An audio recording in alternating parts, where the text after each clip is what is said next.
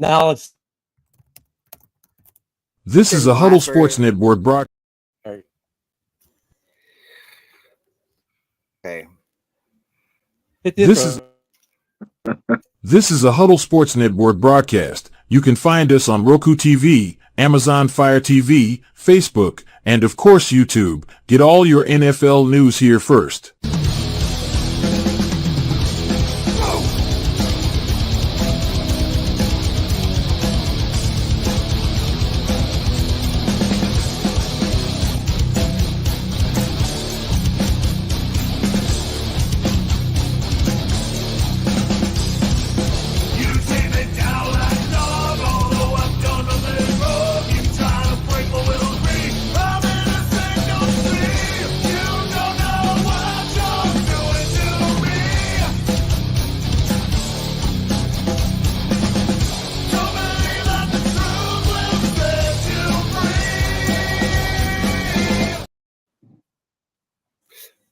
All right. We're live here finally.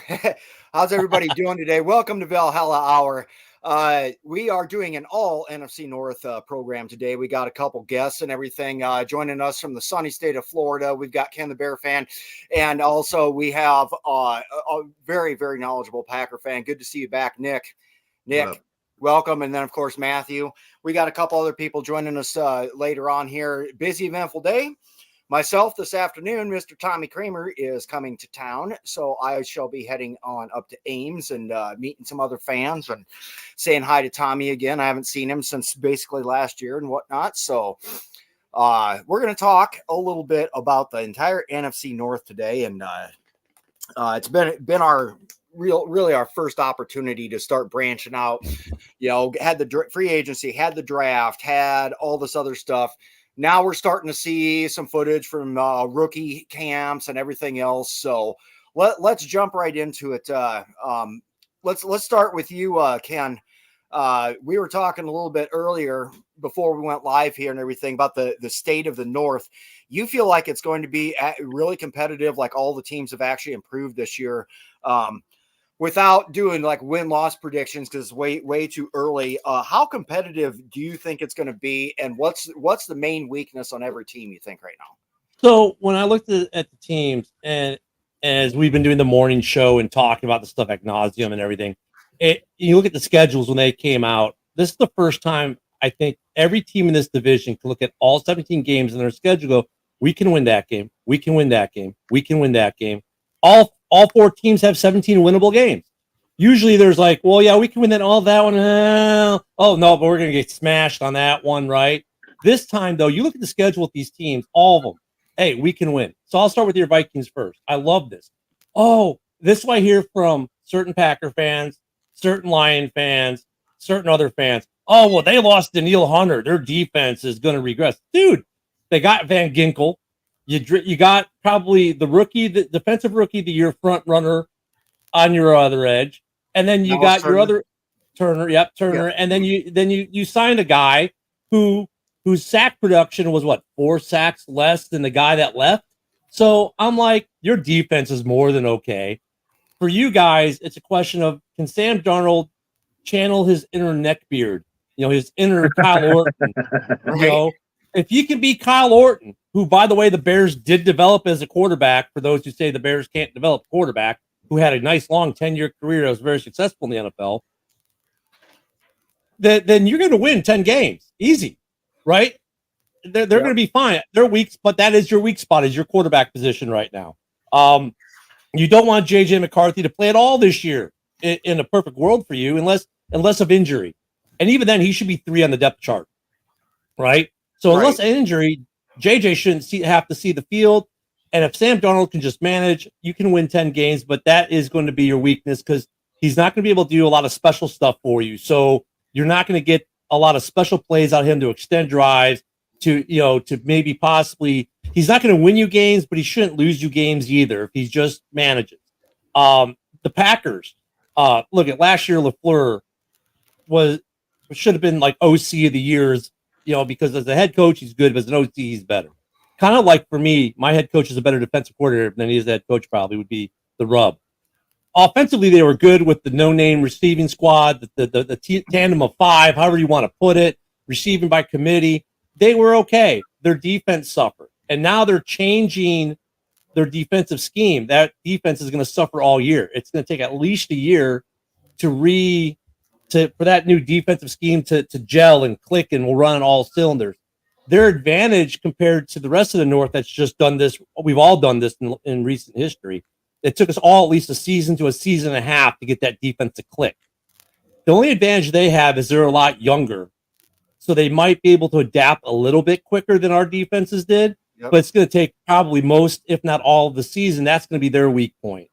For the Bears, well, I'll do the Bears last. For the Lions, they were a strong team last year. They're a strong team this year. They saw that they need help in the defensive backfield, and they went out and drafted it. So on paper, they've taken care of the need. They still have need at the wide receiver position because they all talk like J-Mo's a stud. He hasn't done anything. His stat line is pretty pathetic overall. We've seen some flashes of brilliance, but we haven't seen sustained anything out of the receiver corps outside of third down Brown, right? So that's their week. For the Bears, this is the most excited that Bears fans have been in forever. I mean, this team is stacked on paper, right? They went out and they fixed this. Everyone who snapped the ball in Chicago is no longer in Chicago. It's all new. And that was the weak point of the O-line last year. The only thing we didn't go out and get was another edge rusher. We drafted one in the 5th round, but I don't think he's not a starter yet. Next year, maybe. This year, no. Our weak point is going to be how long does it take this offense and the rookie quarterback to show up? Does he have a Stroud year, or does he have a Peyton Manning rookie year? Right? That's the weak point there. So all 4 teams could win 10 games. All 4 teams could win 12 games. This is the division, I think, where you could win 10 games and be in the basement. And I know that was a little bit long, but that was everyone. Right on. Okay, Nick, let's now. I know you're going to have some major disagreements, especially when it comes to like the Packers defense and stuff like that. What do you feel on this, Nick? I kind of wonder what it is that the Vikings fans think of their team at this current stage, because the Bears, obviously, they got better. That's easy to see. Your guys' offensive line, I think you guys already pretty much know what you got out of like Braxton Jones and Jenkins and Wright, who you recently drafted. And it really depends on how their offensive line progresses. Because if it doesn't, I don't care who your quarterback is or how good your team is. I mean, it's always the defensive front 4 and the offensive front 5, right? That's really where it starts. So the Bears have questions there that they need to answer. And if they do, then I can see them being a pretty strong candidate. I do think it's going to take a few years for them to be competitive for the North title, maybe a year or 2 at least. But the Vikings, I agree with Ken where I don't think that you need to put JJ in this year. In fact, as a Packers fan, I would implore that you don't put JJ in at all costs and let Darnold get beat up this year. Do whatever it is that he needs to do for your overall roster to progress so that JJ can come into a good situation. Yeah. Caleb is kind of a boomer bust immediate situation, even though they put a great roster around him. So it seems currently. People are saying that the Packers are going to regress somehow. I saw this great video where it's like, maybe the Packers aren't regressing because they didn't, exceed what their abilities were. They exceeded what your expectations were of them because it was a mystery at the time. And the Lions, I don't know what to think of them just yet. I have to see what their defense does on the field first. They're overhyping that, in my opinion, immediately. So, well, our DBs are set now. No, they're not. You have no clue what you have in your DBs currently, and that was your Achilles heel last year. Right. Absolute terror in that backfield for you guys. The opposition was able to throw all over those guys all year. So, I mean, is this going to be another Gardner situation where he's just a complete flop and you got so there's questions on all 4 teams right now. I think the Lions currently are the front runners for obvious reasons. We saw what happened last year. I think the Packers are next in line to run against them. The Vikings have the biggest amount of questions, in my opinion, and the Bears are starting to kind of sneak up. So we'll see how it goes. That's just how I see it currently. Yeah, no, good points. And we've discussed ever since we drafted JJ, and I was pretty vocal that he really wasn't my first choice or whatever. And though that being said, I figured that any of those top 5 to 6 guys that we drafted could succeed in the Vikings offense because you can say what you want about like Bradbury or Ingram or whatever. I mean, the weapons are there, but I feel like and right now in camp, JJ is QB3. I mean, he's sitting behind Darnold, and then Mullins is QB2. And I feel like he should sit the whole year too. And my point on Darnold is this is also the best offense and basically the best all-around team I feel that Darnold has been on, not counting his little stint with the Niners where he really didn't get much of a chance. He was in there because of injuries and whatever. With an entire camp off season and everything to get right with this, I don't think he's the guy that's going to go out and he's going to be the reason why you win games, but I don't think he'll be the reason why you lose games either if he can get the turnovers cleaned up. I mean, there's plenty of playmakers on this team. Getting Aaron Jones from you guys, Nick, was a pretty smooth move, and I think Jones has 1 or 2 more really good years left in him, and I think it brings legitimacy back to the Vikings running game. And shit, I'm gonna have to go back and delete 3 years worth of Big Bob Tanyan shit posts in the but I think he'll fill in until we get Hawkinson back. And I mean, you look at our wide receivers and the young guys we got to develop and everything. This team could win 5 games or they could win 10. And I don't think we're going to get blown out. I don't think we're going to blow anybody out. It'll be pretty much Vikings football as you've seen it, but we'll have a chance. I do like our defensive improvements. People can bemoan Hunter leaving and everything, but when you get Andrew Van Ginkel, you get Jonathan Grenard, then you draft Dallas Turner, who I think by week 3 or 4 will already be in a steady rotation, making an impact on the pass rush. And then, Flores is going to blitz the house anyways. I like our chances. Let's roll Matthew. What else for us? And then what do you see on the Bears and Packers here? So I remember when we drafted Jefferson, we actually got a C grade from some people. And during training camp, he was dropping some passes and people were like, oh, you guys are going to have a one-trick pony. He's going to be a wide receiver 2 at best. And for the last 4 years, he's been number 1 wide receiver in the NFL. McCarthy has succeeded everywhere he's gone. I'm not saying he's going to come in week 1 and start ripping it up. But I think him being 3rd on the depth chart is just like, hey, you've been a rookie for 3 days. Mullins has his stripes. Darnold has his stripes. But if Darnold goes down or struggles in the season, I don't think there's any chance that Mullins sees the field before McCarthy does. He's apparently looked good and bad in OTAs. That's every rookie quarterback. I've seen some throws he's made that have looked really good, but it's also training camp. Not even training. It was OTAs. It's 7-on-7s. So you never know. The Packers, their defense, they went and got Xavier McKinney. That pisses me off because safety was obviously their biggest weakness. That dude is an absolute stud. The only thing is this Hafley guy going to come in and be a good defensive coordinator? He doesn't have to be great. He just has to be better than Joe Barry, and that's a pretty low bar. So I think the Packers should be – a lot of Vikings fans, a lot of people outside the Packers think Love is, it's only half a season, it's only 9 games. He's the truth. It sucks. Those receivers are going to be going into years 2 or 3, so they're probably going to get better. So, yeah, they should be a good team. The Bears, Keenan Allen, he's old, but he's obviously still productive. Moore is obviously a really good receiver. Odunze, no reason why he can't be at least a solid receiver, so that offense is stacked. Caleb Williams, number 1 pick for a reason. And again, yeah, they went on free agency and signed some people to fix up that defense. It's going to be an absolute slaughter fest. I'm with you, though. The Vikings can win 4 games. I don't think they can win as high as 10. I think the first 6 games of our schedule are pretty brutal. San Francisco, not fun. Houston, not fun.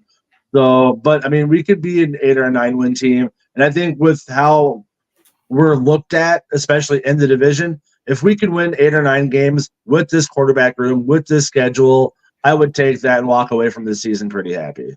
Yeah, Vegas thinks we're a 6.5 to 7.5 win team, which I think is, I mean, that's You fair. want that though. You That's want it fair. set low so you can exceed expectations. It's You're better right. that. In terms of one thing you mentioned about Green Bay with Love in that offense, we give you shit all the time, Nick, because you have an entire roster full of wide receiver twos and everything. But I will say this: you can also kill people with that, because your job as a wide receiver two, if you have a true superstar like a Justin Jefferson, or a CeeDee Lamb or whatever, those guys are going to be getting the double coverage. It's the wide receiver two's job, when teams do that and try to take your primary weapon away, to kill you with the wide receiver two. Well, you got 4, 5 wide receiver twos running around. You're not going to double team any of them. And as long as Jordan Love isn't getting plastered, and that O-line holds up, which your O-line is significantly better than what ours is, and probably also the Bears. They were ranked 10th. The Lions got a pretty good one. We have great tackles. It's just our interior sucks.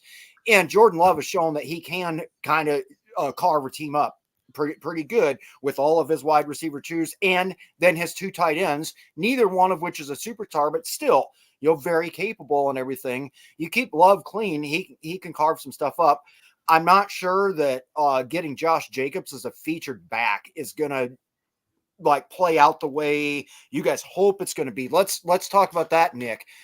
So you get rid of Aaron Jones and he comes over to us, and it sounded like it was strictly a money move. And, people are going to read way too far into that.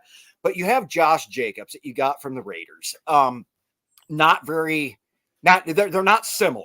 So you're not replacing an apple with an apple. You're replacing an apple with an orange. What do you see out of Josh Jacobs, and how do you think LaFleur is going to use him this year?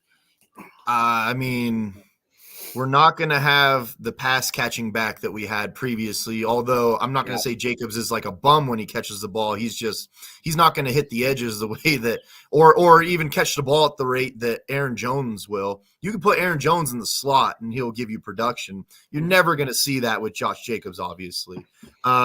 Luckily, we got A.J. Dillon back, who, is the short down back. I do hope that he starts to figure it out, because he was kind of a bust for us last year. Didn't go as great as we thought.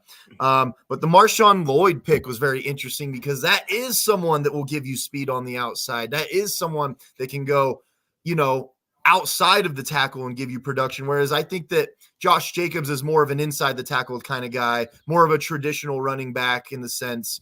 Something that we have kind of lacked. It really depends on LaFleur, to be honest, because Aaron Jones, who I'm terrified of Aaron Jones being the NFC North rival killer. Every time he plays an NFC North rival, he kills them. That's like one of his big things. And now we're the NFC rival, and I'm NFC North rival, and I'm worried about that. But LaFleur will give Aaron Jones the ball 12 times one game, 25 times the next game, 6 times the next game. So it's like, with a traditional running back like Josh Jacobs is more so than Aaron Jones, I think that you'll see that he'll get closer to 30 touches more often than Aaron Jones would have, if that makes sense. Well, and you're looking at the difference between a bell cow running back and like Aaron Jones is just different, because he so good at getting outside, so good at catching screen passes, so many different ways of killing you.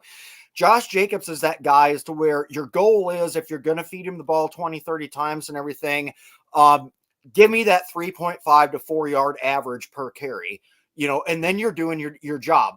Can you run north and south and everything, even, against a big front seven and everything, and get the job done?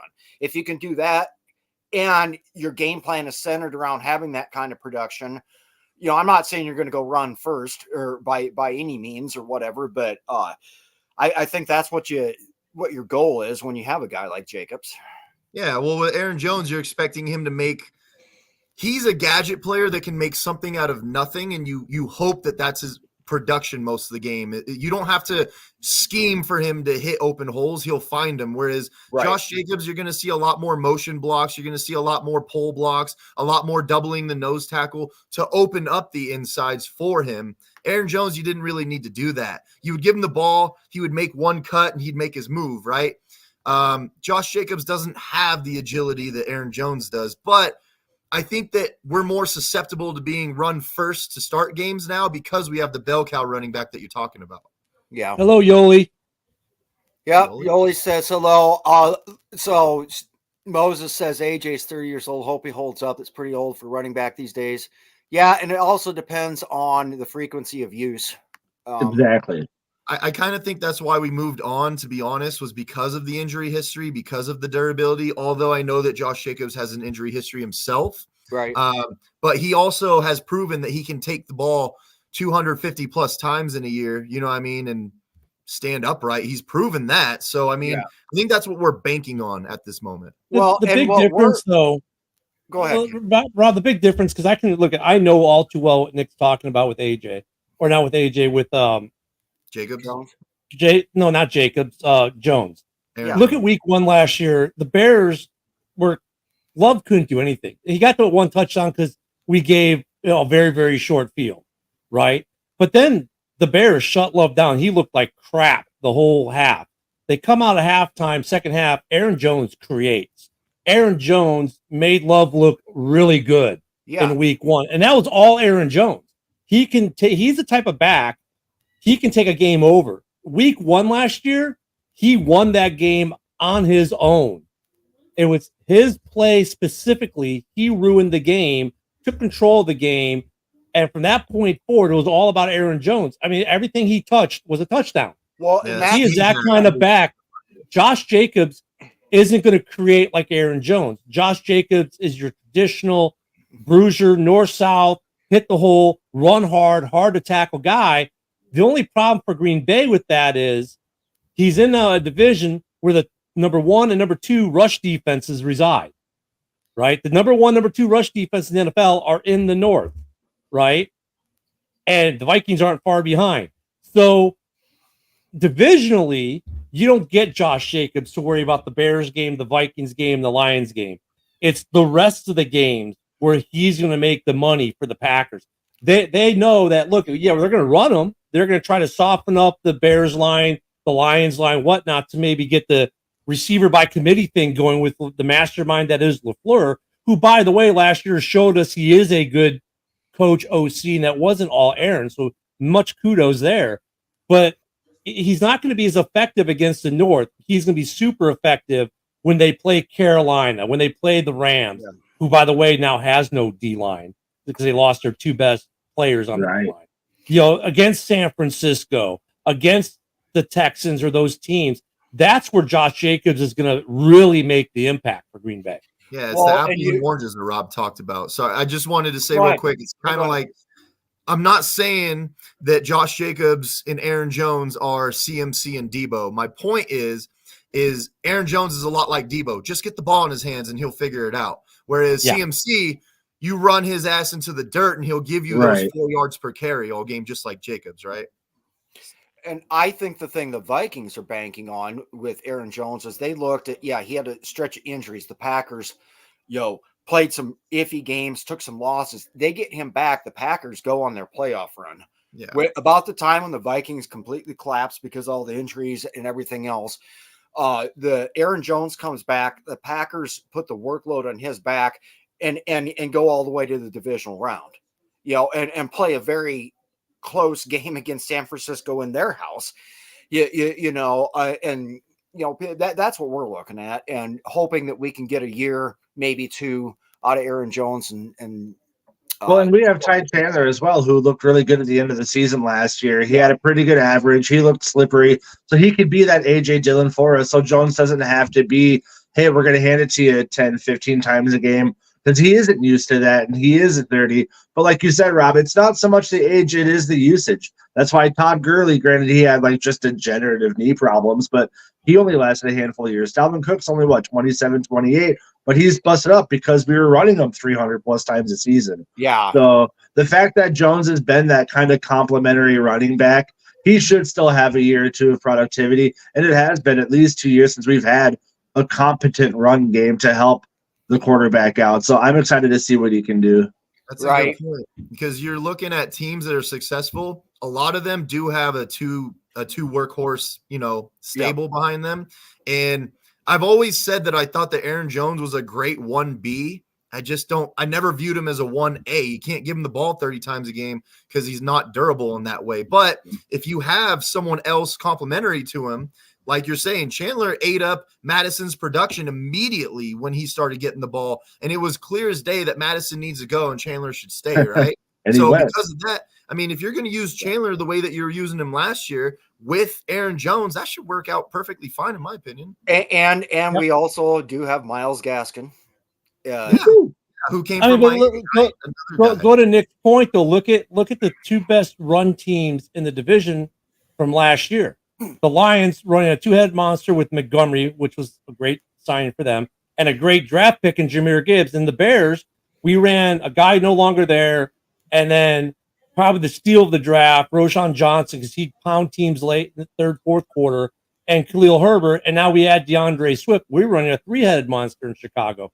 Yeah. And that's becoming the way. And people, I love it. Oh, DeAndre Swift's not going to last you a whole season. Like, dude, for all we know, he's brought in he's going to be a short yardage goal line guy, and we're going to use Roshan to pound you, and we're going to use Khalil to finesse you. I mean, but that's the way teams are going. You're not the days of the lone feature back where it's Barry in the back and who even knew who his backup was, or Walter in the back, who knew who his backup is, or AP in the back. Who the hell knows who his backup was? They're over. It's now you want two or three running backs with two or three different styles, and that you're doing a couple things. One, you're prolonging careers. Two, you're making it harder to scheme. And three, they're easily replaceable now. Yeah, I like that, because even the Niners need Elijah Mitchell, right? Like they have two of the best guys you can give the ball to. You still need that Elijah Mitchell just in case. You know what I mean? Well, fans were so mad and everything, and so opposing fans would go, "Well, you guys got rid of Dalvin Cook, you're going to suck." Well, the Vikings' win-loss record last year was not because of getting rid of Dalvin Cook. There's several other reasons for that, but it's like, look, every team, and to Ken's point, has been going to running back by committee. The last team I can think of that won a Super Bowl because of a featured back was the Seattle Seahawks with Marshawn Lynch, and then.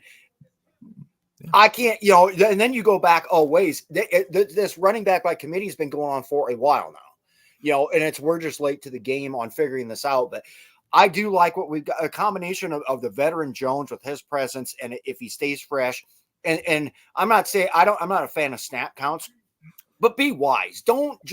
Don't run him into the ground. You've got to Ty Chandler. Miles Gaskin has had a lot of injury problems, but he can produce. We're rolling the dice a little bit on the guy and everything. We got guys. Let's not be done with how we use them here.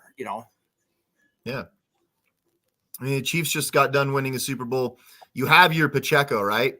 You still need McKinnon. You still need Sky Moore. And Sky Moore was a huge reason why they won a Super Bowl. I mean, he caught one of the most important passes for a touchdown that you could have.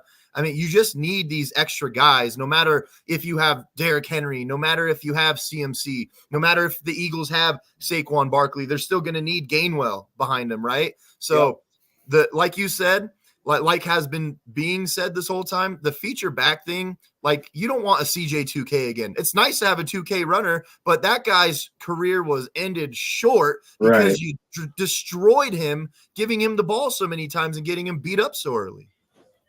Yeah, I agree. So let's talk a little bit. We've kind of touched on some defensive stuff. We touched on the running game, which is going to look different, on our teams.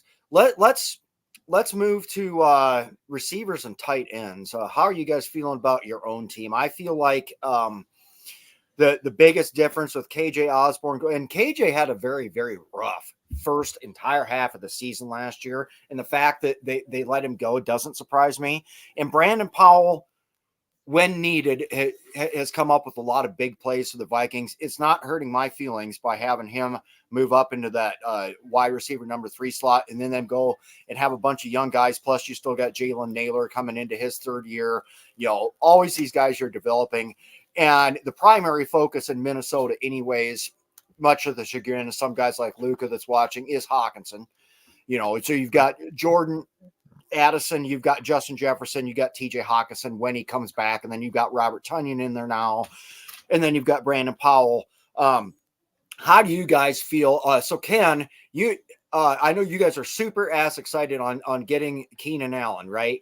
But I think it's a little bit folly. Like Keenan Allen will show up on a couple big games a year. One of them's always against Minnesota, because anytime the Vikings are on the other side of the thing, he seems to set NFL records, and then he just disappears, for long stretches and everything.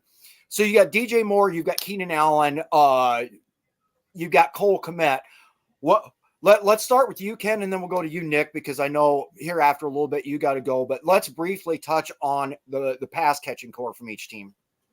Last year, I had 2 receivers, ball catchers that were in the green via PFF. Cole Kmet, DJ Moore, both with career years. After that, nothing but a sea of red.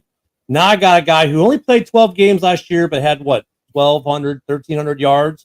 I don't need him to be a true number one. I don't need him to have a big game every week. Then we go out and we get Rome Odunze, who probably in a lot of teams would be their number one day one.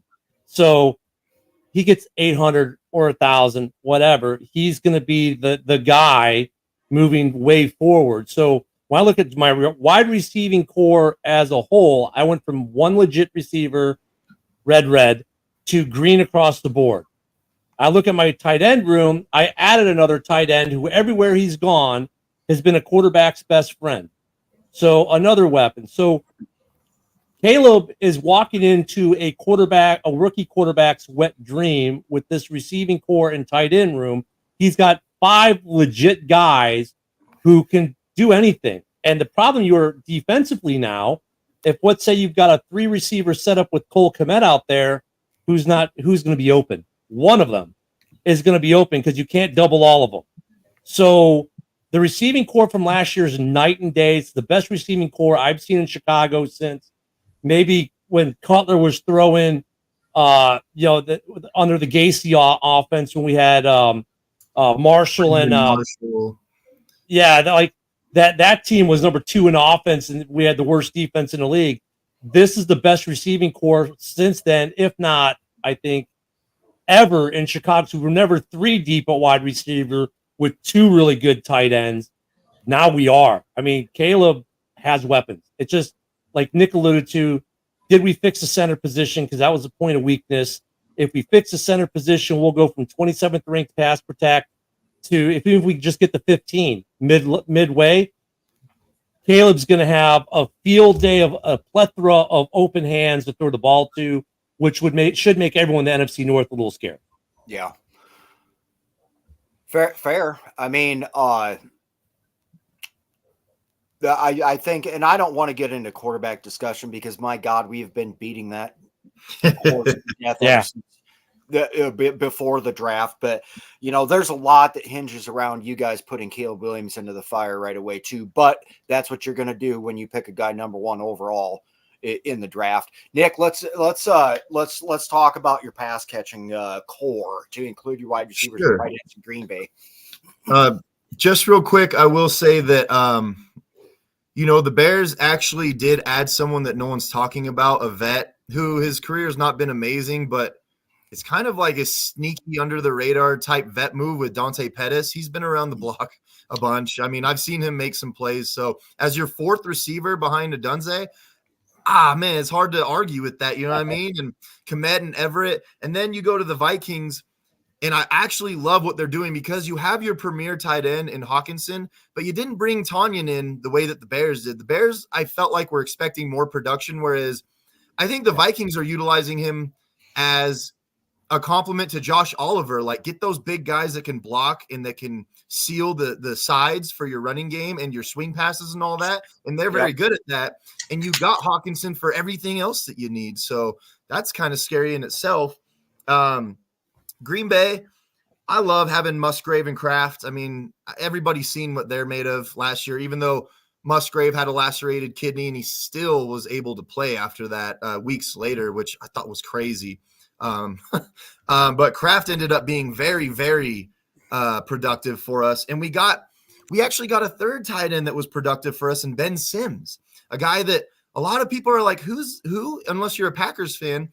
That guy's actually pretty solid. He's solid at blocking. He can catch the ball. He had a few touchdowns last year. I think that you go to the Lions, right? Like, you got Laporta. I mean, the whole division this might be the deepest tight end position as a division for the whole league. It might actually be. I mean, Yeah, because the Chiefs, they got Travis Kelce, but who do they have after that? You know what I mean? Like, I know that he's the best in the game. Each team in the NFC North has a depth of tight ends that are difficult to handle in their own ways. So I feel like Minnesota with you got, well, I think you said it right with what's going to be asked out of Robert Tonyan. So let's just say that for right now, your big blocking tight end is Josh Oliver. Your pass catching tight end is Hawkinson when he does get back. Then you've got Tonyan, you've got Nick Muse, guys like that and everything that are actually going to probably get more of a chance now with Hawkinson being sidelined possibly to week 7. Because if he starts the year on the PUP list, we're not going to be able to use him to week 7. So we have to manufacture roughly a little under half of a year without him. I do like what we have. Is it the best in the North? Probably not. But when we get everybody available, if everybody's available the second half of the season, I think that's going to be a damn good tight end core in Minnesota right there. Yeah, and you guys have JJ and Addison, which I actually like that Green Bay has a bunch of number 2s. I like it better that way because when we had Devontae Adams, our second best pass catcher, was either MVS, who's not a number 2. We had right, the dude on the Jets. I can't remember his name now. Lazard. He was so terrible for us as a number 2. We didn't have a complimentary guy to Adams. You guys have that guy, so you guys are doing it in that sense the right way. The Bears, for all we know, have 3 number 1s at this point. It's looking like 2 number 1s and a number 2 to start off is what I'm going to call it. But Green Bay having 5 number 2s, it almost keeps us in the competitive side of having a wide receiver core that we can throw to anybody. Jordan Love threw it to anybody and everybody. I mean, we would bring in Malik Heath and everybody's like, all right, stop Dobbs, stop Watson, right? No, we're going to Malik Heath. We're going to Jaden Reed. I love that we're so multifaceted in that sense. I think it is what Jordan Love needs. I don't want to watch Aaron Rodgers throw the ball to Devontae Adams 50 times a game anymore. I can't watch that anymore. Nick, go on something that you said and Rob said.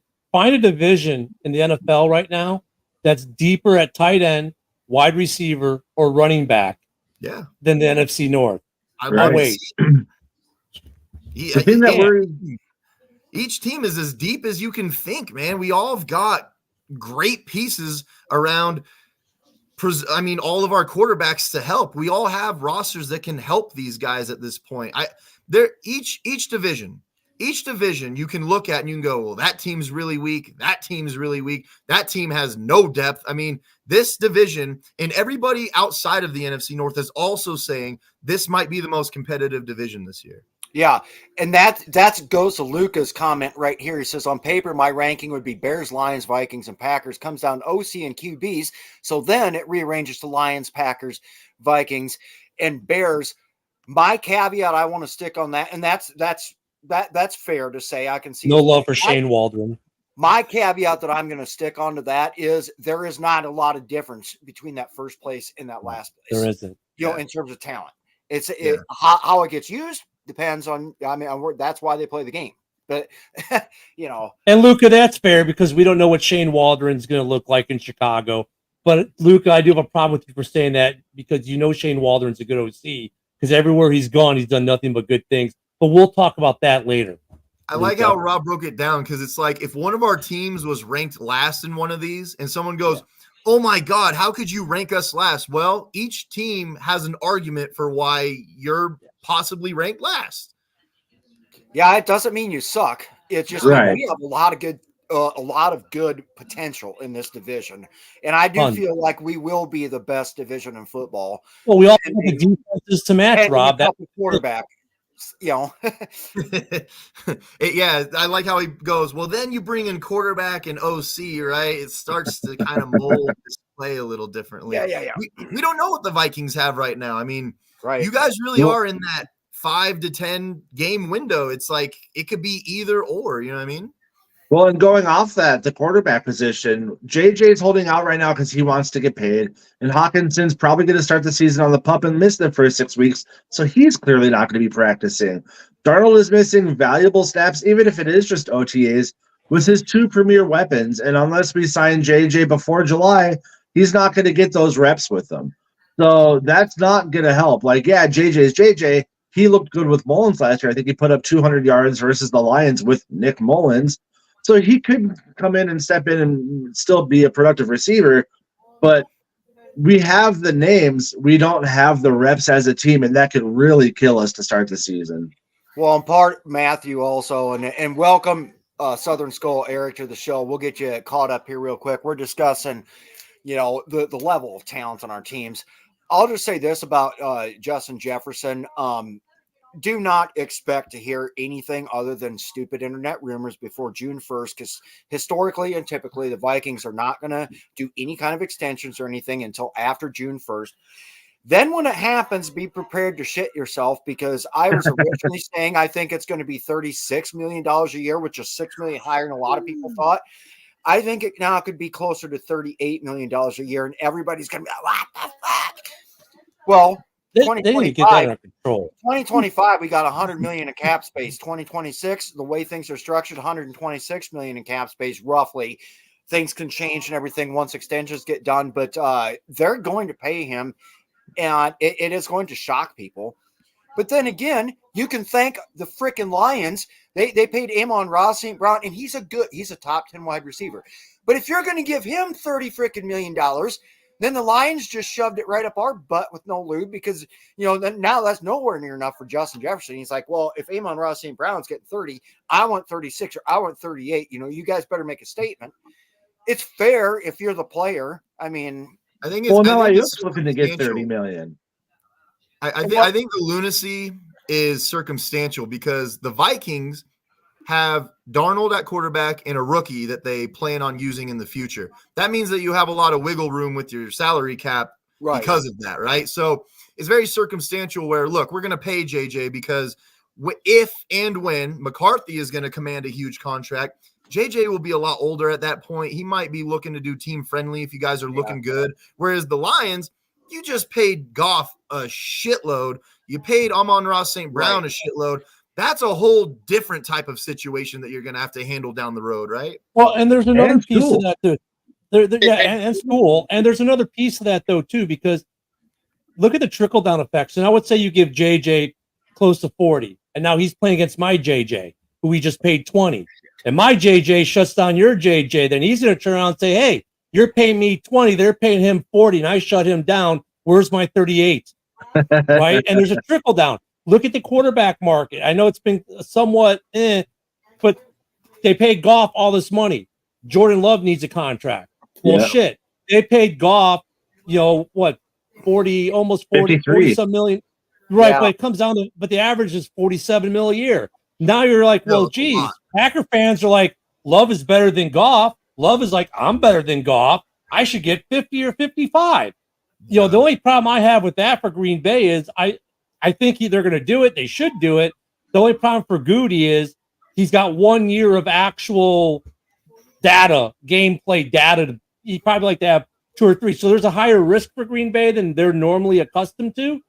But now he's going to have to get that money. Okay, now you go to Caleb Williams. When he goes for his deal, what's he going to need? 10 years at 600? I mean, it's all, look, we just got control. Their GMs just got recontrol of the tight end market and the running back market. These running backs were getting 20, 25. Now they're getting 11, 12. Tight ends were getting huge. But offensive linemen, the cap, the tag last year was 20 million. People don't realize that's people think, oh, alignment's 8 million. No, the cap, the tag on the exclusive last year was over 20. So I get it. Salary cap's going up. But the problem is the percentages that these guys are eating up of the cap is also exponentially exceeding what it should be. And they got to get control at the wide receiver. You're not going to control quarterbacks. We fucked up. We made them the face, the franchise, the everything. You're gonna roll up Brinks trucks by, they're not doing the small ones. They're doing the 18-wheel versions, okay? But when it comes to receivers, edge rushers, safeties, corners, they got to get control. And unfortunately, I don't think it's going to happen with JJ because of your situation, like Nick said. But look at CeeDee Lamb. They can't afford to pay CeeDee Lamb, St. Brown money, and Dak. Jamar Chase is going to want more than Justin Jefferson. Right. Yep. And T. Higgins is still wanting a boatload. So Yeah. they're going to have to they're going to have to do the tag thing. Like maybe not this offseason, but next year, T. Higgins, if he gets tagged again, it's 125%. So he's like, pay me. But they're going to have to do that one of these years coming soon when you got 3 or 4 big name wide receivers coming up. They're going to have to do what they did to Saquon and tag, player make no money. That's what they're going to have to do to reset the market. They're going to have to. I think one thing that might happen with the receiver market. Oh, sorry. No, Go ahead. One thing that might happen at the receiver market is like we've been seeing with running backs, where it's just such a flooded position now where every draft is producing pretty damn good receivers that the top end aren't going to be able to have the leverage of like, hey, I'm way better than this guy, so pay me this much money, when you could be like Green Bay and have just a receiving core full of good receivers. Because I doubt when all those receivers come up for contracts, they're not all going to be asking for top end contracts. They're going to know who they are. So hopefully that kind of course corrects it, is we can be like, hey, we can draft Puka Nacua in the 5th round to have him be the leading receiver of the season. We don't have to pay the Texans. You can get a Nico Collins too. You know what I mean? Like you could find these guys everywhere at this point. Right. But conversely, you could get a bunch of number 2s like Green Bay has that now, because of the way their offense run, their numbers are a little more inflated as 2s, and some of them might get overpaid one money because Dobbs, look how many touchdowns he had. He's going to say, I want one money. Look at all the touchdown production I give you. Like, dude, you're a 2-3 who we just used for a lot of touchdowns. Yeah, you got 28 of them, but dude, but there will be some overpaying because of that stat line. I think to Matthew's point, though, like Dobbs will be looking to compare his contract to someone like Addison as opposed to like JJ, for example. So you know what I'm saying? Which is more beneficial to the overall roster. Yeah. So Eric's joining us, Southern Skull. Glad to have you on here. So we've just been discussing the possibility here that the NFC North might just be the strongest division in football. And we haven't even gotten into like talking win-loss projections because honestly, it's way too early. And, injuries are always going to have a vote in that, so on and so forth.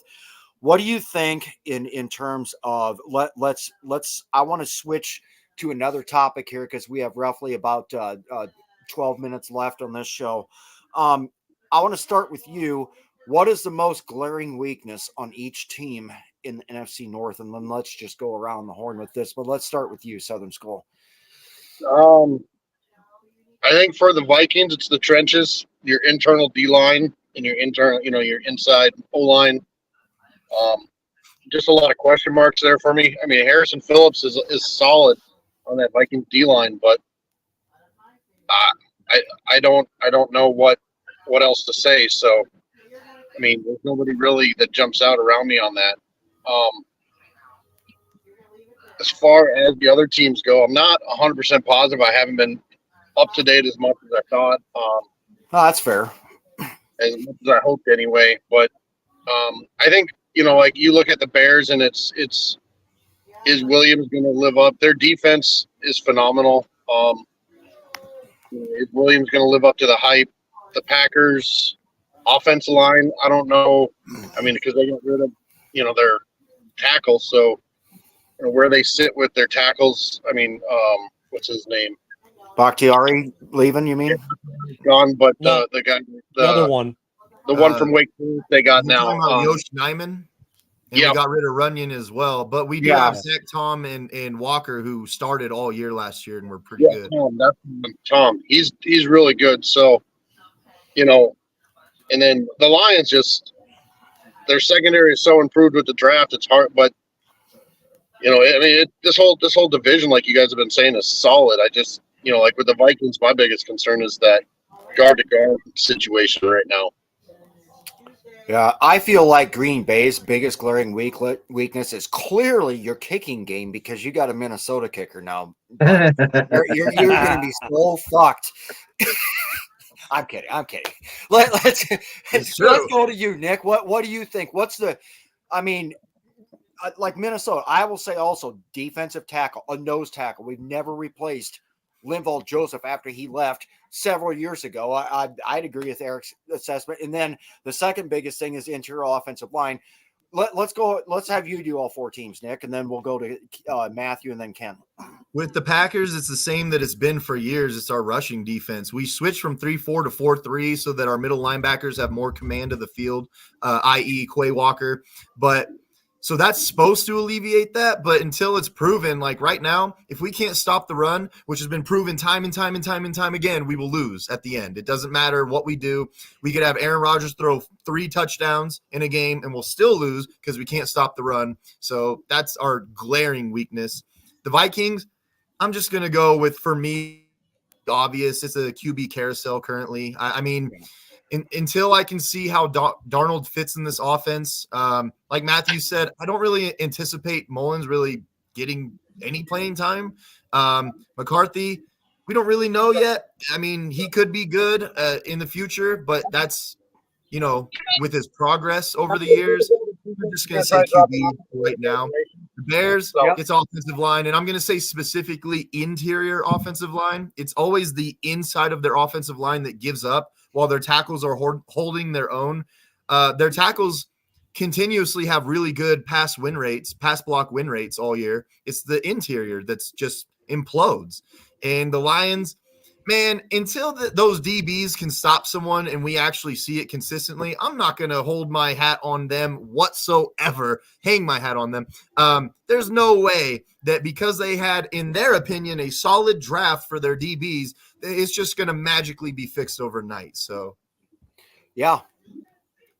Matthew, what's your thoughts here? Yeah, so I think defensive tackle, like everyone else has said, is our biggest weakness. Like our run defense, I think, was 8th in yards allowed last year, which it sounds good on paper, but it didn't really show up on film. So we needed to address that with a big body, and I don't think we did. So we'll see how we do in year 2 of Flores.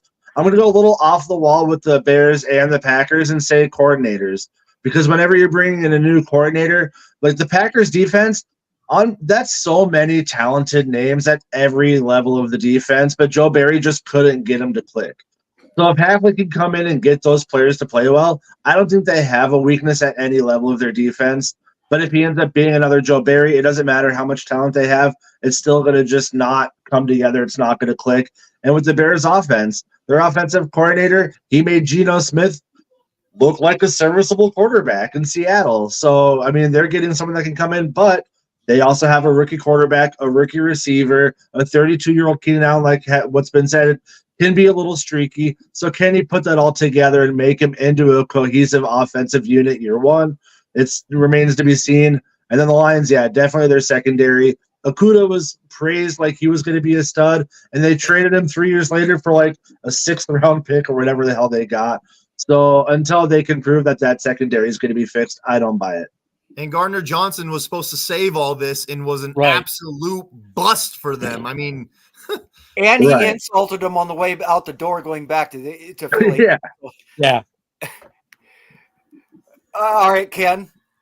So with the Vikings, I'm going to go with Southern School because there's a lot of focus on the quarterback position, but the problem even when Kurt was there was what?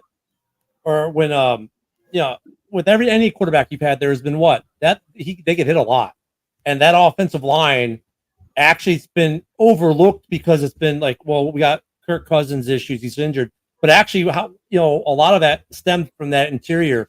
So I'm going to agree with them on that. I think that's really the thing we should look at for the Vikings, because if you can keep Darnold upright and he can be Kyle Orton, you're going to be really good. But the question is going to be, are you going to keep him upright, or are you going to make him try to think he's Justin Fields, Caleb Williams, Brett Favre, or whoever he wants to try to emulate that day, right? So I think that's the key there. For the Lions, I'm going to go a little different. I'm going to say their defensive line, because while they've got a good edge rusher, that defensive line, look at the Bears games. We held them in check. Even with our crappy interior offensive line last year, their defensive line is not really all that good. It's okay, but it's also part of the reason why their secondary, which we'll have to see if they improved, it gets torched. They don't get the pressure. They got a lot of no pressure situations on a bad Bears offensive line last year. That defensive line is a little suspect to me still. I think that there needs to be some work there. But they got a Green Bay, leader. yeah, but like they got to prove that they're a top flight defensive line again, and they have to reprove it, because last year they were towards the end of the year they were exposed big time. When it comes to the Packers, look, LaFleur did a master class on how to put your team, your quarterback, and your group of wide receiver twos in the right spot almost every time. The problem that they need to overcome, their glaring weakness, I'm not going to talk positionally, it comes down to coaching. When they're pinned within their own 20, last year they were 3 and out, 3 and out, 3 and out, 3 and out every time like clockwork. That's the bad thing with the Packers offense and with Jordan Love. They got to be able, with the way now kickoffs are, the way now, like the Bears, we went and got a punter to do what? Pin you in the 20. If Jordan Love and the Packers can't fix that when they get pinned in the 20 to get out and not be 3 and out, they're going to lose a lot more games this year because of the field position battle. Yeah. That's their weakest spot, and their defense. Because you look at, even Nick said, we're switching scheme. That's a year process to get that working like it's supposed to. They'll see some immediate effects on the run game, small immediate effects, but now it's going to affect the passing game negatively. And it's going to create some other opportunities for teams as they figure out this new defense. So defense is their weak spot. And then they continue to teach the master class on how to put your offense in the best position every time. For the Bears, it's the center position. Point blank. Last year, our offensive line was green, deep state red, yellow, green, because they couldn't stay healthy. If they can be green across the board, and like I said before, if they can go from 27th to 15, I don't care what quarterback you put back there. Nick and I could be the quarterbacks, and that team would win 10, 12 games. So that's a weak spot for the Bears. The defense is going to be stupid, but yeah. I will say this, because everybody's kind of hinted on, how is it going to look with Darnold and everything back there, and we all pretty much agree that McCarthy should sit. I think with the weakness of the interior offensive line in Minnesota, that Kevin O'Connell needs to have the situational awareness to understand that you've got a guy like Aaron Jones. In order to have teams respect the multi-threat capabilities that he's got out of the backfield, catching screen passes, being a home run hitter, being able to hit the outside with speed, all this other stuff, they need to disguise a lot more, and they need to run a hell of a lot more RPO. They need to run a lot more, play action, option, play action, all that kind of stuff. Than what they have in the past, where they think that just because Cousins can throw it for a country mile and a half and Justin Jefferson will go up and get it, that they can just plug and play any quarterback in there and expect the same results. And I think they're starting to find that out a little bit in practice. So a lot of this is incumbent on the coach, and I would say offensive coordinator, but really O'Connell kind of runs that offense by himself. But Cousins is a cement-shoed pocket passer, whereas the next crop of quarterbacks you guys got, it might even benefit you to start doing motions like Green Bay is, because you have a guy that can move now. Yeah. And I just want to know, when Robert Tonyan comes out on the field, are they going to play World Tour?